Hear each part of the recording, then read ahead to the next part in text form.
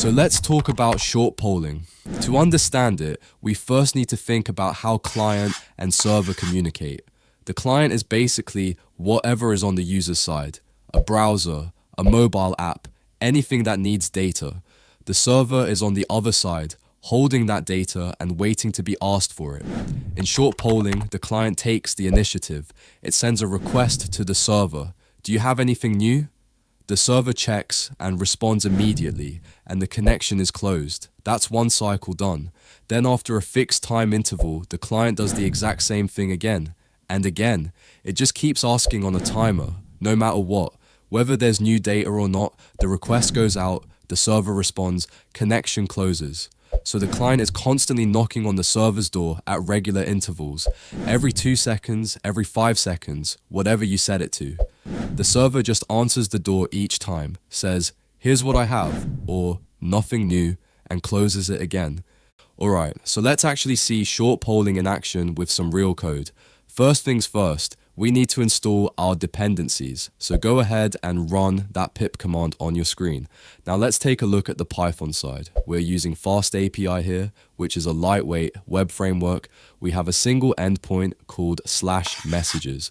When the client hits this endpoint, it immediately goes to the database, grabs any messages with an ID greater than the last one we saw, and sends them back.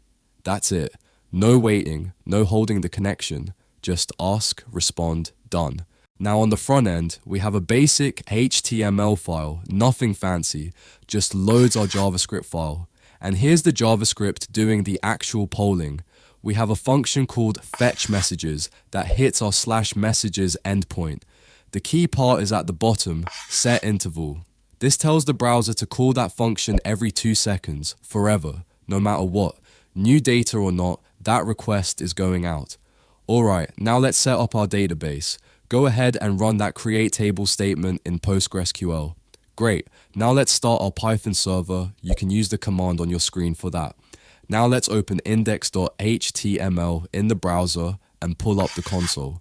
Look at that. Even though the table is completely empty, we're already getting a request to the server every 2 seconds. The server responds each time, but there's nothing to return. The client just keeps knocking on that door anyway. Let's insert a row into the table now. And there it is. The new message shows up in the console almost immediately. Pretty cool, right? But here's the thing. Look at how many requests were made before that one actually returned something useful. All of those were wasted. The server had to wake up, check the database, and respond with nothing over and over again. Imagine doing that at scale with thousands of users. That's a lot of unnecessary load. So this naturally raises a question. Can we do better? Is there a way for the client to only get a response when there's actually something new? Well, that's exactly what we're going to look at next. And that's where long polling comes in. The idea is actually pretty simple. Instead of the client asking every few seconds and getting an immediate answer, the client still sends a request. But this time, the server doesn't respond right away. It holds the connection open and waits. It basically says, "Hang on, let me check back in a bit." If new data arrives while the connection is open, the server responds immediately and the connection closes. The client then opens a new connection right away and the whole thing starts over. But if nothing happens for a while, let's say 20 seconds, the server just responds with an empty result, and again, the client immediately sends a new request. So from the outside it looks similar, but what's actually happening is very different. Instead of bombarding the server every 2 seconds, regardless of whether there's new data, the client is just sitting there with an open connection, waiting to be told something. The server is in control of when it responds. Think of it like this. With short polling, you keep knocking on the door every few seconds. With long polling, you knock once, and you just stand there until someone opens it. Alright, let's now see long polling in action with real code and understand how it actually behaves differently under the hood.